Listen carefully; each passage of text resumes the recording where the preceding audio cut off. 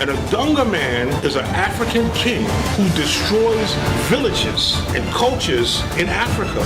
For their ancestors, selling us into enslavement. In wars or difficulties, we capture other African groups. They would just allow some white people to come all up into their camp.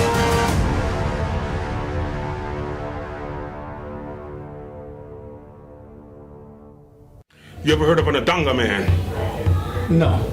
An Adanggaman, check this out, is an African king. Now this is an African word.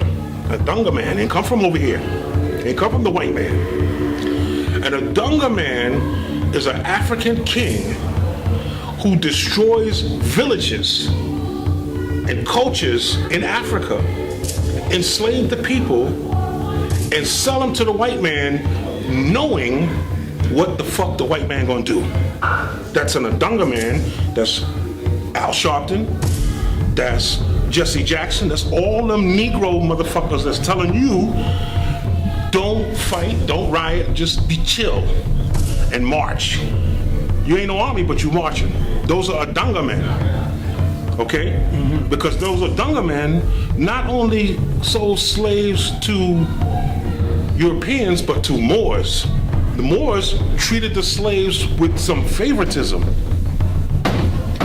but the European went in on the torture. Mm-hmm. Okay?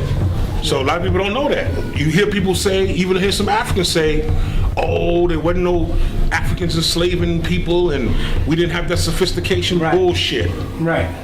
You know the story that we got when we were kids, that your ancestor was out on one Sunday with his girlfriend and some white man jumps out of the bush and throws a net over him? It's not how it happened. Slavery was big business. Africans sold other Africans to the Europeans. And for us, a slave castle is like Auschwitz. This very dungeon housed between 150 and 200 women for 3 good months. This is where they slept, yes, but the place was much overcrowded, so there wasn't enough space for one even to lie down. Did Africans trade black people? Yes. Hell yes. And for those of us who are so sensitive and don't want to believe that, I mean, you just can't bring yourself to believe it because I don't know why, but, you know, we got these romantic ideas that, you know, black people were so dumb and stupid that they would just allow some white people to come all up into their camp and just take it over with, you know, just with ease and shit, just because they got guns. No, it didn't work like that. Them Peckerwoods could not come up in there without coming to see the head man, okay? The head people. They couldn't do it. The society wasn't even set up like that. So what happened was, these people, these other Africans, saw that, you know, because they were having their problems with other African, other African people. You know, they had wars and stuff like that. I mean, and human beings been doing that since the beginning of time. They had wars and stuff, and so, of course, they were, you know, taking on captives, trading captives with the Arabs, and, you know, incorporating them into their family life. You know, sometimes, as a matter of fact, sometimes slaves became part of the family. I mean, but one thing about that instance of trade is that the African who was enslaved was not stripped of his language. He was not stripped of his culture because he was still within the culture of African people. Ghanaian chiefs came together in ceremonies with African Americans. I was there, I saw it with my own eyes. And they apologized for their ancestors selling us into enslavement. They apologized and they opened the door for African Americans to come back to Ghana. And the Ghanaian government passed legislation giving land and citizenship to any African American who wanted to come back to Ghana. Now let us explain something that a whole lot of people have got misconceptions about.